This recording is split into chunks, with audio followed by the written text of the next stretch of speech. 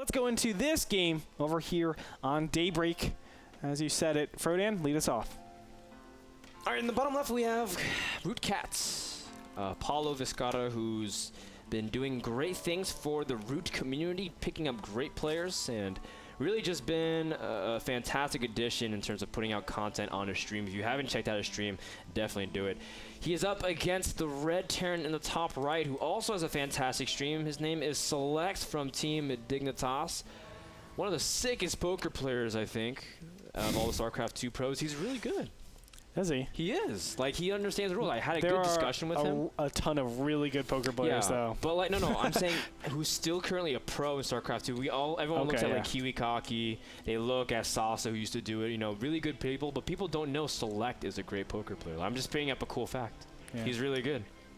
Really smart. And he can do all those cool chip flip stuff, too. Like shuffling. Because he's a boss, chip man. Flips. SeleCT is the biggest boss ever. He is. But really SeleCT, or excuse me, CatZ is also a huge boss as well, so I shouldn't say he's the biggest boss ever. They're both pretty big bosses. Bosses. But right, the map is Daybreak, and it looks like we have a gasless fast expansion coming out of SeleCT. That is the pretty big standard nowadays. No. Okay. I don't know, man. He sent his SCV out at 14. You never know. He could have made a second barracks. But, yes, for the first time today, we have a non-2 rags bunker rush. And we have a fast expand. Now, at the same time, CatZ doesn't know that. CatZ does not know that. He has to be really sure. You know, scout every possible avenue. His drone is on its way back home. Nonetheless, though, CatZ's fast expand is pretty safe. I would agree with you, but it's to an extent. I mean, he should know that this bunker is complete garbage. There's like a 95% chance that this is actually a 5% chance that this is actually some sort of real pressure. The main reason why I say that is because the distance when you make this first barrack or second barracks is so far away, it's literally just 1 barracks pressure. And if you're doing a distance bunker, which is normally 2 barracks pressure, then this is like the most ridiculous build that you could ever do. It'll never work against pro players. So it doesn't make sense to have a bunker over here. If it was actually over here, then maybe I could actually be sold. But I don't think CatZ bought that for a second. And he didn't. Yeah, and you can't build behind the geysers. For those of you who don't know, the doodads prevent you from being able to drop it behind. So SeleCT's just going to fall back. He did get his SCV in. Very clever maneuver to scout his opponent, see his gas timing. Clicked on his geyser and said, okay, well, he's working his way towards speed, obviously.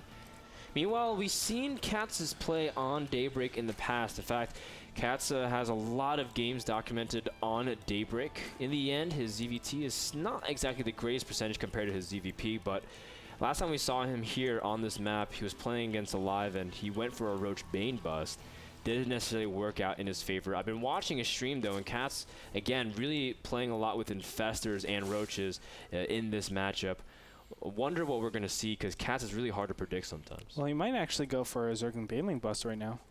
There are a ton. Did he get a second gas? Oh. Well, no, he got his first gas, but this can still be a Baneling bust off of 1 gas. This is what I was talking about, the 1 base, but you're still pretty economic. But the main thing I want to focus on is he's still been mining gas this whole time. 3 drones being allocated there. That's a lot of money to actually be giving up. 120 minerals per minute. So a little bit interesting that that happens. The Roach Warren is actually being put down, so he might do some sort of Roach pressure. Well, he most likely will do Roach pressure. We'll see if it's any good. The first factory is already started. Tech Lab is actually starting with the barracks. And look at that, double Tech Lab. So it feels like, whoa, he actually puts down another barracks. I thought this was going to be a fast expansion, actually. But he actually puts down another barracks here. And this feels very, very weird to me. Yeah, sometimes they go 3rd orbital command. Sometimes they go for starport immediately. We've seen Heli and Banshee on this map in the past. SeleCT instead opting for siege mode with Marauders, and he could be expecting the fact that CatZ again loves Roaches on this map. That's what we were talking about earlier, and he's going to start his Banus as well. A Roach Bane bust is definitely in order at this time. Will SeleCT catch wind of it? He does have a Marine at the Watchtower, which could be the key to defending it if he has enough time to react. Feels like SeleCT has map hacks on, man. This is like absolutely brilliant. Siege tanks. I mean, yeah, that's the big thing. If you have a siege tank, a single siege tank, goodbye to your Banelings. I mean, I think 99% of all Zergs that I've ever seen Baneling bust do not spread out their Banelings. And I guess that's probably something that will be readjusted in the future. But as of right now, I don't see any way for CatZ to actually do anything with this push. As just the fact that Siege Mode is up in time for this push means that, oh my god, is it within range? It is. This is the most beautiful thing in the world. Oh, you and just the tank is going to siege up. Oh, CatZ. Oh god. Boom. And with that, CatZ knows that his Baneling attempt is not going to be successful, at least for now. He's going to have to come in from a different angle. He is going to take a third base, but he's going to try to see if he can pressure the front at the same time. SeleCT immediately evacuating the bunker, trying to use it as bait.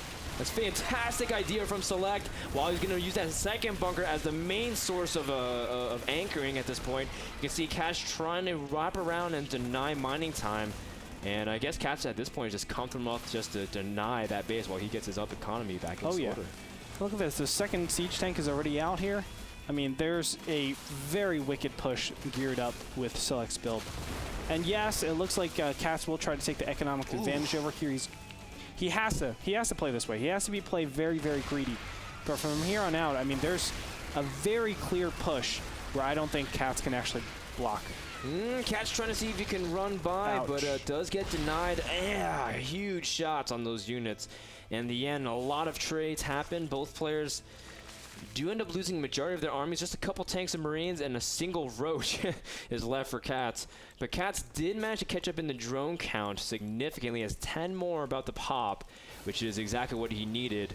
Nevertheless, SeleCT also finished his third command center during this whole time. Another great thing for SeleCT. So, and I like it too, because SeleCT's been playing more and more macro style, which he's not really been used to doing in the past. Now, I will actually comment on SeleCT's build a little bit. I think this barracks is actually a little bit useless. Which one? This one over here with the reactor. I think if he prioritized his command center first, that would have been a lot more effective. Because think, you're basically investing, what is this? 200 minerals. No, maybe not.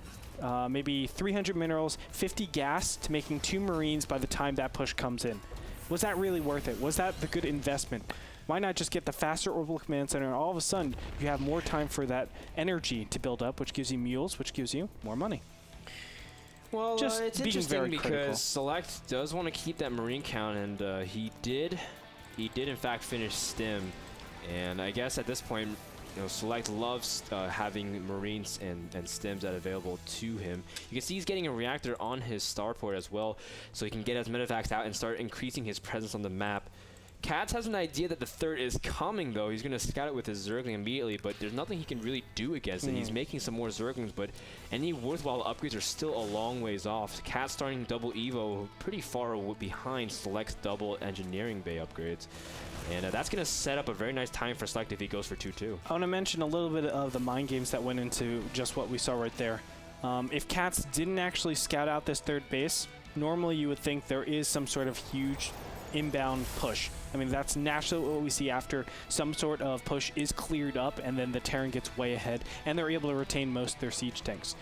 But the fact that he scouted that third out actually enables him to know that that was just kind of sharking out, that he knows his opponent isn't committing to any sort of push. So from here, he actually just relaxes a little bit, takes map control as we can see, but has the audacity to actually take this top left base. But he does this because he has the ability to, well, he scouted. And the knowledge. He scouted, CatZ going to pump out 8 Infestors at this point. 1-1 about to finish for CatZ, but SeleCT setting up 2-2 as well. And when I say that, it's just whenever he has a gas available. I guess he's just going to go +2 for now for weapons. CatZ, can he hold off this push? He does have a small idea that it's coming. His Zergling also runs to the third. Going to immediately be taken out. Tank and bunker. Really good defense from SeleCT. Now, SeleCT is choosing to push out all with his medevacs. Normally, SeleCT likes to, you know, drop maybe at one spot while pushing at the other. But instead, he's going to go for a direct confrontation. Does he know about this base in the top left? Ooh, he doesn't. Now, this seems like such an... Oh, wait, hold on. Baneling bust. Or Baneling bomb. Wow. Snakes right around it. And also, CatZ is going to have an Infestor run by the third. He's going to stim also to CatZ's third. Huge fungals from CatZ to deny, but he has to protect his Infestor count. The Marauder does manage to get onto one of them, and another drops. Meanwhile, the Infestors from CatZ just sitting at the third, ready to drop Infested Terrans. This is textbook CatZ from Root. Now, SeleCT does know about this base in top left. He's going to try to snipe it as well, but may come at the cost of his own SCVs at the third. It's unfortunate, but here we go. The Infestor's finally on the move. And where is he going to actually drop all of this? This is really interesting. Might drop by the tank. Yeah, there's a siege tank here, and of course the bunker filled with Marines. So this might not be as effective as I thought it was going to be, but finally it looks like SeleCT is going to get cleaned up here in the top left-hand corner, but another round of units is inbound. And this is so important because these units are actually making it so hard for the Infestors to gain additional energy. And when that happens, oh my goodness. Oh, there it is, the fungal growth at the natural. And what is he doing at the third base? There it is, mass fungals. Wow, beautiful. Ooh. In the blink of an eye, 26 workers killed. Absolutely fantastic. SeleCT's having flashbacks to when he played lowly. Same exact thing happened. He's not going to let the Infestors get away this time. Scans and immediately snipes it. Another Infestor's about to pass up, and it does get by the natural line. And another scan. Whoa, SeleCT with somehow ESP gets the surround on the Infestors, but the Infestor fumbles the SCVs and immediately tries to escape. And wow, Q play, another set of Infested Terrans also at the third does get cleaned up. And just like that, CatZ managed to kill a bunch of workers, but can he hold off this giant push? Wow, Baneling. Oh man, the Baneling was so close to actually killing. Unfortunately, does have a lot of units that are weak. The medevacs are not in position. Another fungal stim means that the Marines are just one hit away from dropping. And it's like playing with fire at this point. If you lose this entire army, his push is going to be completely shut down. Oh my gosh, but look at the macro SeleCT. So many units just barreling into this middle position, and there's not enough Infestors to actually do anything. The cute little work from the Infestors looks like it's not going to be enough. He's going to lose his fourth base and his fifth base from this position. This stranglehold is so convenient for SeleCT. I apologize. I did not see the huge force from SeleCT that he mustered everything because he had units split all over the map, had units at his natural and third trying to snipe the Infestors. So at this point, CatZ is going to lose his exterior bases. There's nothing really he can do to protect. And nice fungal on some of these units, really landing some money shots. But SeleCT's got a pretty good upgrade advantage, 2-2 against the 1-2 Zerglings, and able to really capitalize on this 2-2 timing. SeleCT playing very strong macro Terran. Oh, look at this. And there's just so many medevacs out here at this point. It's unfortunate. And there's not enough attacking units for CatZ to actually give him any like substantial claim to the battle. Like he just doesn't have the ability to, he can weaken it, but he can't kill it. That's what I'm trying to say. Yeah, the Marines are healing faster than anything CatZ can do damage-wise. You can see CatZ immediately pulling away from his third, trying to see if he can get his fungals in position, but even if he lands the fungals, there's no follow-up to ensure their Marines drop. It's like just gonna kite back. These Marines all have an insane amount of kills, 5 kills, 4 kills, 6 kills. Gotta be kidding me, and a lot of those are drones and Zerglings and Infestors. You can see SeleCT immediately working on just strangling CatZ out from any ability to muster up a huge force. CatZ does have Hive Tech out in his Ultralisk Cavern on the way, but he doesn't even have the gas ability to pump out any Ultralisks. Oh, and in the bottom right-hand corner, Infested Terrans are going to be popped out here. There is a turret right there to intercept the Infestors if they went any further. SeleCT is all over his opponent's base, though. And it looks like CatZ is trying to play this counterattacking style, but there's just way too many units defending this. CatZ can try to re-expand to the bottom center, desperate to get economy, knowing that he's pretty much on a 1.5 base economy. Not really able to pump out an incredible amount of units also, just because his larva count has been diminished by the hatcheries dying. You can see the Zerglings do end up getting stalled. A great hold from SeleCT and hold position trick. You can see CatZ not done yet, just trying to do anything he can to pull back SeleCT's army, but SeleCT is just getting stronger and stronger, getting +3/+3, and now incorporating Marauders into his army as he knows eventually he's going to have to deal with those Ultras. I mean, the way SeleCT has played this out is so beautiful. The constant attacks actually make it very difficult for Infestors to be super strong. And look at this. There is a huge shift click over here, I think. Oh, okay. Not Infested Terrans. I thought these Infestors were actually just going to be shift clicked Infested Terrans. Oh, I just said that. Wow. SeleCT knows the base about the bottom center. He's going to kill an incredible amount of drones as well. SeleCT hasn't actually killed as much workers as CatZ has. CatZ has killed 37. And SeleCT's just going to try to see if he can hunt down these units while holding his opponent to a contain. Select knows +3/+3 is almost done, but he might not even have to wait for it, especially since he has just a huge supply advantage in Army, 114 to 75. And CatZ, what can you do in this spot? You can hope that your ultras can do something, but even then, the positions that Select has, you have to wait for the Terran Army to come to him, because there's no way he can go down that ramp. No, he's trying to finesse it back. Obviously, with these infestors, you can do a lot of work here. And a counterattack. But, also. gosh, this isn't going to be good. The infestors are very vulnerable, and there goes down a couple of them. Those marauders just target firing. Every single infestor goes down, and only the ultras stand. Now, the counterattack is doing a lot of damage here, but I don't think it's going to be enough. I mean, there are Marines and marauders above that ramp, and my goodness, what an epic game we had. But Root CatZ, he's going to probably tap out pretty soon, because he has no way to defend this attack in the natural. Well, yeah, I mean, Select has done a great job. His medevac count never really had to replenish. He can just focus solely on unit production. And 4 bases for Select at this point. GG called by CatZ.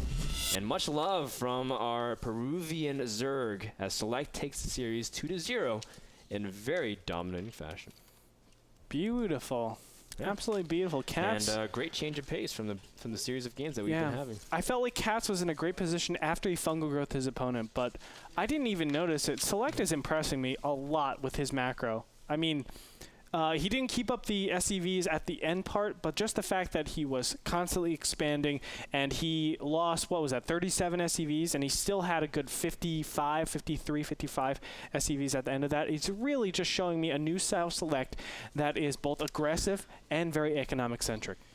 And yeah, I really also enjoyed that Select didn't have to rely. I mean, you can see that his play has been evolving. He doesn't have to rely on his drops and multitasking and just trying to out micro his opponent.